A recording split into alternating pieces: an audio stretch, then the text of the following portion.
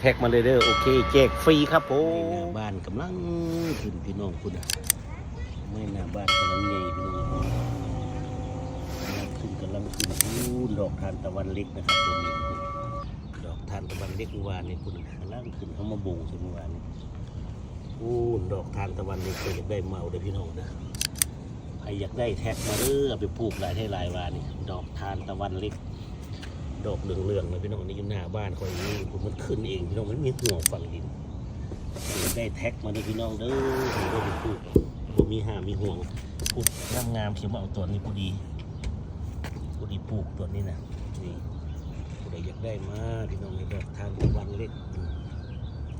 ดอกทานตะวันเล็กนี่ประมาณนี้อยู่หน้าบ้านเราพี่น้องงามเพลงงามวาคนนะผู้ใดอยากได้แท็กมาเลยพี่น้องเด้อ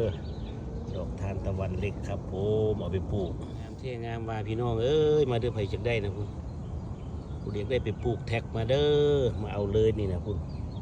ตอนนี้กำลังพอดีปลูกพี่น้องดอกทานตะวันเล็กนี่ดอกทานตะวันเล็กนะครับ